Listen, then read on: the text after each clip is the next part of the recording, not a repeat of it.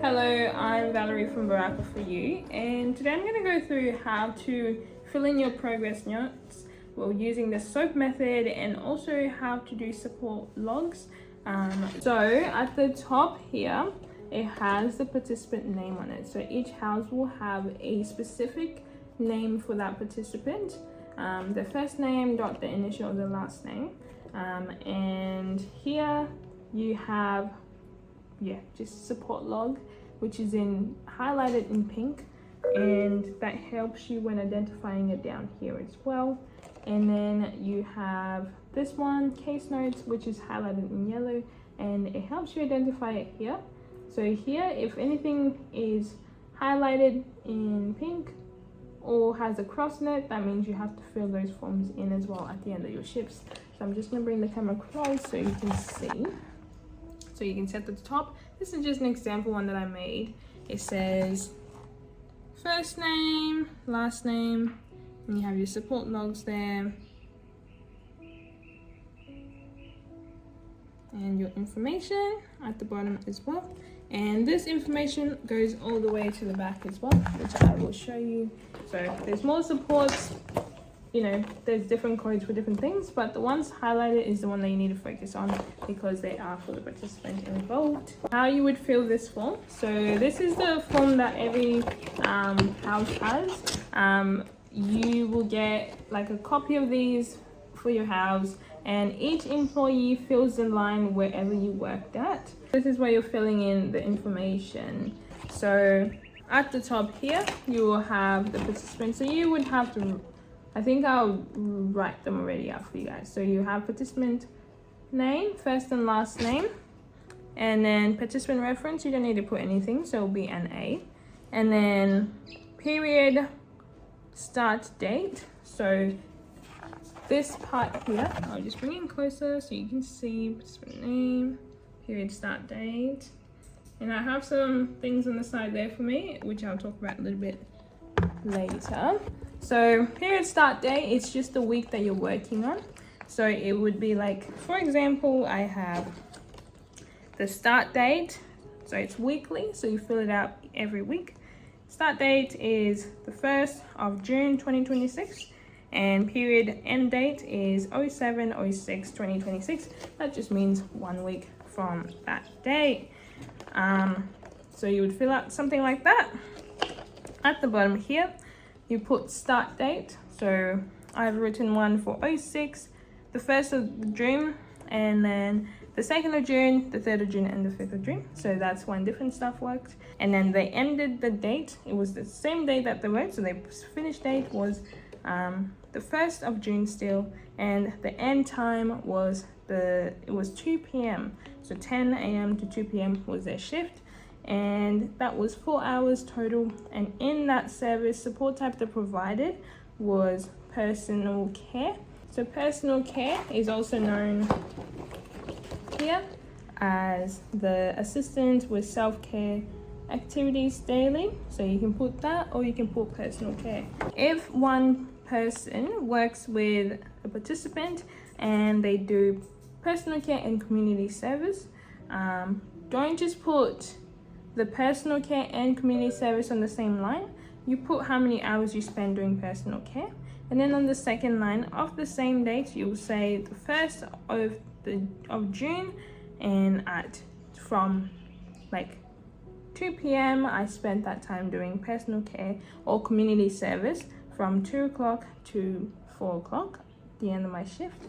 And then you'll write community service, and then the participant would put their initials on there, and then support worker will put their names on here as well. So this just also helps us understand if the participant is using one support type than the other, and it will just help us when it comes to helping with fundings and making sure that we are getting the right information and what the participant actually wants to do with their time. So basically that's all. In this scenario, this participant did this support worker started the 1st of June at 10 a.m. till 2 p.m. They only did personal care. So that means they probably stayed home, helped them like get ready, had like eat food, and all the things that apply to that. and then they finished, they wrote their signature of the participant, and then they wrote their name on there as well. This participant, it's done a little bit weirdly on here. This is not entirely what I want you to do. I want you to pull each line of support in a different line. So if you did personal care and CA, which is community access, please don't put that both on the same line, but put them on 2 separate lines to indicate how many hours you spend doing either one of those jobs. If you need any clarifications, you can always come to the office and I can help you sort this out, or you can write a comment under this video and I can also answer it from there. Just write it here as well. And I wrote an example, did not want service on the 4th. And yep, that will reflect on the way that I write my logs on here. But yes, so you just write information there, and then staff can sign here, but the staff are signing on the other page, so there's not necessarily any need to sign here as well. In this part, we're going to look into progress notes and how to write them using the SOAP method. So every one of you guys will get these small cards here. They have numbers from 1 to, I don't know, it depends on the card that you have. Some of them 1 to 4, 1 to 5. And then I have these big ones here that I keep in the office that are A4. And they're similar, name numbered 1 to 8. So they'll have numbers on the corners there, and they're just they're made in a way that you can use them sort of alongside your progress note while you're making them. So each house has one of these there to help them as well. We'll just go through these examples as we go through the questions, and I think I'll just redirect it in that way here. So I'm gonna start recording my screen there. 1 sec, just figuring this out for a second. Okay, so connecting. I'm doing it through the computer, but this method can also be done on your devices. So I'm in the mode for users. So where I would go on my computer, same way you would go. You'll go to forms, and on the forms, there's different ones for specific participants, but we're going to use the standard ones because I'm going to use this as an example, and I don't want to include anyone's name or information on there. I've started writing a little bit on this one, so you can see there's some information. So when you're doing your daily progress note, this is a confidential information, but also it is information that is medical and is used when people are receiving care, and like when other stakeholders are looking onto our forms to understand the needs and interests of a particular participant. So this template is designed to support compliance with NDIS practice standards, NDIA record keeping requirements, and audit expectations. All notes must be factual, objective, respectful, completed during or immediately after the shift, and linked to participant goal and delivered support. Some key information to always remember when you're making these reports is to include the participant's full name. You do not need to include the NDIS number in this case, the date of support, and shift start and finish times. That's very important for us to track. We use it for multiple reasons. Yes, for participants record keeping, but also when it comes to tracking timesheets and when people worked or not that. So quite important that we're keeping everything in line with the supports that we have said that we'll provide a particular participant. The type of support delivered, I've gone through that a little bit on the support log example, but yes, this is also where you can put that. The duration of supports provided, objective, progress note, linked to participant goals. So objective means we're gonna be not using our opinions, by using factual information that we have seen, observed, recorded, and then incident risk behavior observations, all that, and then participant or nominee acknowledgement where required, and we do use that through signatures and appropriate documentation matching invoices and rostered hours, as we have explained. The first thing you will see on the new progress notes, which is similar to our old progress notes as well, is participant and shift details. So here you'll be able to write the participant name.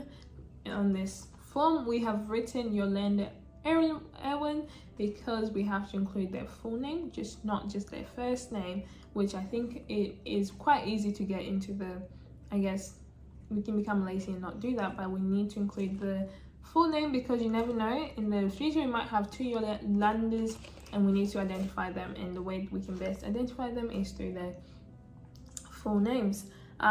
Date of birth, so every documentation has their date of birth, because that is another way we can identify between two Yolanda Irwins through their date of birth.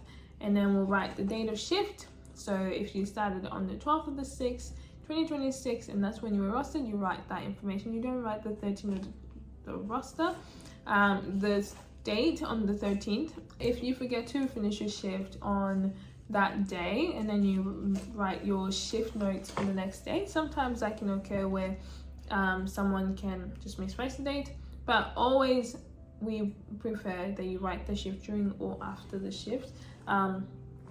Also, a very big note is just making sure double checking your work. I do refer to your progress notes and also ask you to go back in to edit some things if you didn't do it properly. So it's just important to have that, everything is done properly first time sort of thing. So you have a space there. I'm gonna remove this part. But you have a space there to put what time you started. So this staff members started at 7 a.m. and finished at 4 p.m. We used the 24-hour time, so it'll be 16 hour, not 4 p.m. because then if you put 4 p.m. instead of 16 hours, then it's confusing it. Possibly this the start time might also be mixed up in that case, because I guess you're confusing it with the next day or whatever. It can get really weird if you do that. So just making sure you're double checking that it is 24-hour time when you're completing shifts and not your 12 hours, I don't know, the other time. And to get the participants to write their signature here first. For Yolanda, she has NDIS goals. So goal number 1, assistance with activity of daily living support in my kids. So so daily living, so household work, everyday things they want support with that, and also support with the kids. The kids is a very big part of Yolanda's life. So goal number 2 is remaining independent and driving for as long as I can. So Yolanda wants to drive as much as possible. Goal number 3 is family, quite important to her. Returning to Groot Island to teach my young sons about their culture and special places on country. So this is also quite important to her, that her kids have the education of where she's from. This is a place in the Northern Territory, for reference. Goal number 5, being involved in MGD Foundation events such as conferences, celebration, and launches. So this participant wants to really participate in the foundation. The process of making decisions, knowing that this is what she also wants to participate in, it helps us make good decisions of being like, if there's an MGD event coming around, making sure she's aware of it, but also that we are supporting her to those MGD meetings because we know that they are quite important to her and meet the goals and needs that she has. This will come and play a little bit later, but I did want to go through a brief explanation of what the goals are and sort of gauging on how you would think about them and how sort of they can be put in place. Support level guides. So in this area, we use these abbreviation IPAFNA. So I is for independent non-assistance needed, and P is for prompted verbal reminder, assisted physical help provided, full support for F, and NA not applicable or not done. So we start with daily support activity, for example, showering and personal care. Will most likely have that stated in their goals. If a participant doesn't really have that stated in their goals, it could be something that we have organized as a company, and we would also let you know and make you aware of that. Normally participants come up in their care plan, they'll say if they're independent when it comes to showering and all that, and if so, but I think you can always observe with a participant or with anyone if they've showered or not in that sense. So I guess in the morning when you come in, if the participant is awake, you can just be like, hey, have you had a shower? And then they can allow you to know what they want you to know. Not if they have showered, but if they state that they have showered by themselves, we put independent. And then if we had to remind them and then they went to shower, then we said prompted. and then assisted or helped. So that's actually us going in and actually being physically assisting them, and it's assisted. And then, or if we are actually doing everything for them, then we put full support. For this participant, they're independent, they haven't stated it in their goals. We know that in their care plan, showering is not really involved in there, and they haven't really asked us to help them with showers, so I'm going to put independent, did it by themselves. Completed showering. Is personal care linked to their support? Well, if in this case, no. In other cases, yes. So we would put, yeah, sort of no, and then let's do the comments. So with comment, we're using the SOAP method. So I don't want people just writing, yes, participant showered. You also do receive this card here. I'll actually explain what subjectives and the SOAP method is. What is the SOAP? So what did they say? So what did the participant say? That's subjective. So they said, participant said, I'm not feeling well today. That's subjective.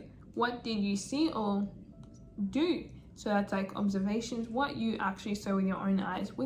As a carer, you are looking at a participant and yeah, you can tell what's going on. So that's objective. So what you saw. How did they manage? So it's sort of like, it's not opinion. So you can't say participant was angry. It'll be more like participant was frustrated because they couldn't shower this morning. So you observe there's a frustration, there's something happening that caused them to do, or you may have asked them, I asked the participant how they were feeling, all these things, and they said this and that. How do they manage? Assessment. So what actually happened because of the behavior that the participant was in, with the state of the participant? What happened next? That's the plan. What happens next? So because of what has happened here at the top, what will you do next? So yeah, so those are that. There you go. This example, subjective. So what did they say? Participants stated they felt tired this morning. And then what did you do or see? That's objective. Supported participant showering, dressing, and oral hygiene. So because they were feeling tired, so you assisted them.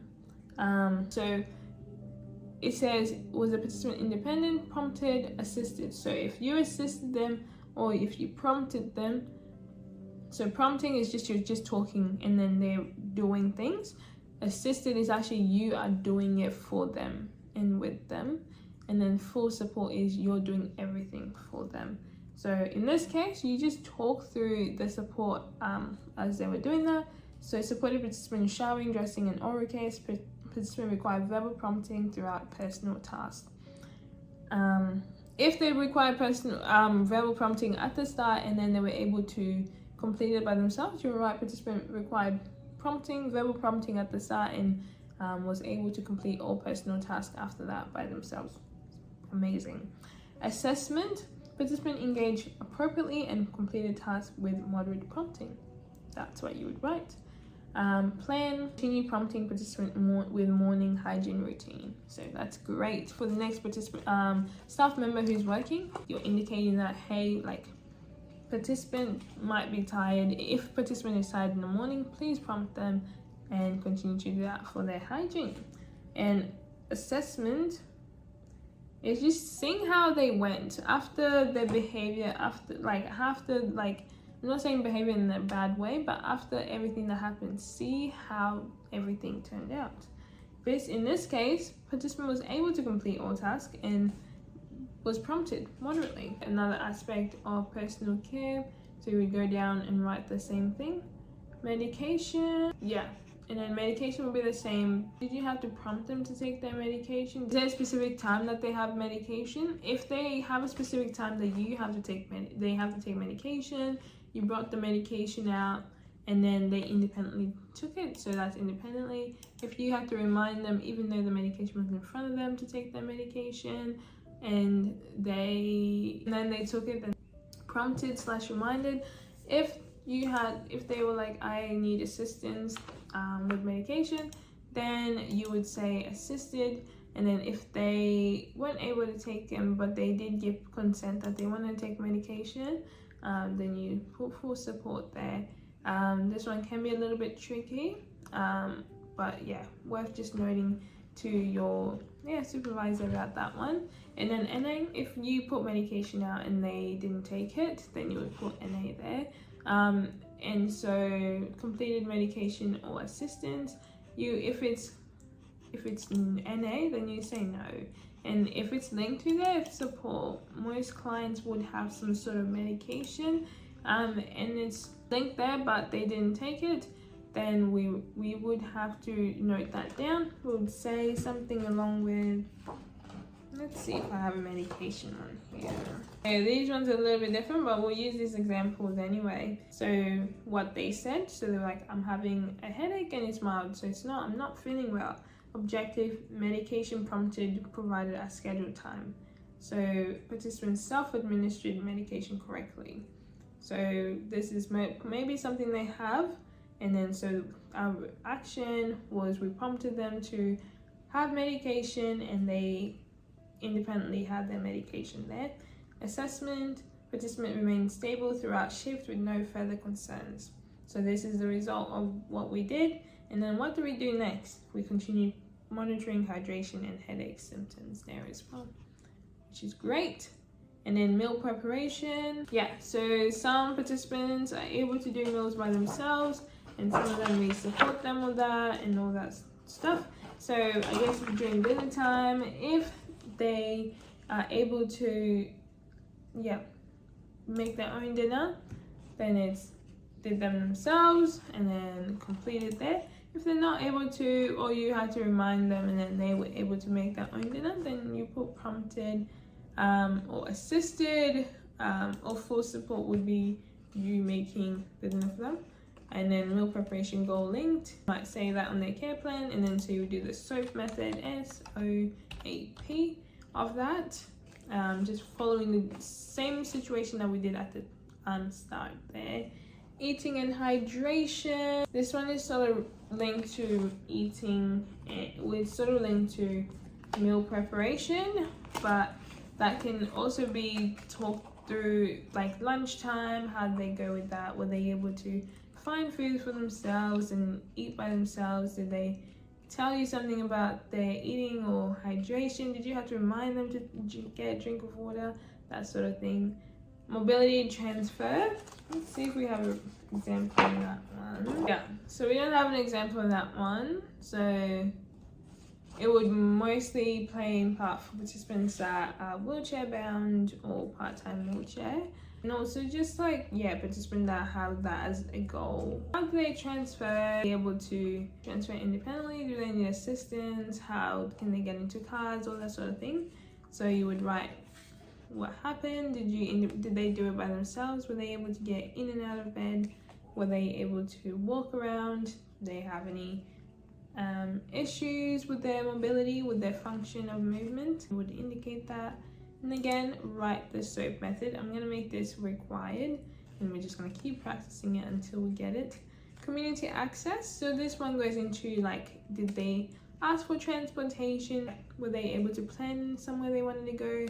And were they able to do that independently? Ask you, were they engaged in activities that they were doing it?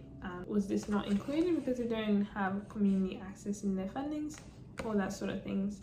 And then you'll write a full detailed answer of that too. Transport, pretty much the same. So as you go down, those are pretty much the same. So 30 minutes is pretty good to just have that time of sitting and filling those information in, but also filling this information in throughout the day, because you might receive something that a participant says that you think, okay, this is really good for me to record now because something else might come up. But write only factual and observable information. Do not use opinions, assumptions, or judgment. I'm going to be very strong on this one because I really want to make sure that we are not making assumptions or opinions, but we are actually stating what is happening in the scenario. What is the participant telling us? I think if you just write what the participant said and all that sort of things, you'll be way more safe than making the assumption of what you think has happened without talking or initiating any conversation with the participant. Support provided to participant goals where possible. Record risk and actions taken. Notes must match claimed support hours and services delivered as well. So That's where most of the top things come very much in hand. Like have is like a reference here that you can refer to as well, with some examples as well there. And then here at the bottom, participants and representation and mood. So describe presentation, communication, mood. So how were they feeling at the start during the sport? What did they say? What were they saying? Were they happy? Were they mad? Were they frustrated with their partners? Were they just generally like grateful for you being there? All these things. State that. What did you observe because of their mood, because of the way they were presenting and acting? Quite important we know and acknowledge how participants are feeling. Support delivered during shift. Clearly document supports completed and level of assistance provided. I really want staff to document where the participant went and all the things that you guys did together there. Health, medication and behavior observation, things that health concerns and all you need to keep track of, risk or near misses or anything like that. We need to write that. Progress towards NDIS goals. Describe how today's support helped build independence, well-being, or community participation. Yep, so that should come at the top, but it is good to list that as well there. And then handover notes, follow is required, and then you can write that all there as well. And yes, goals, you can link as many as you want as well there. And then further action required, fill in this part, and then you're basically done. And then you submit the form there.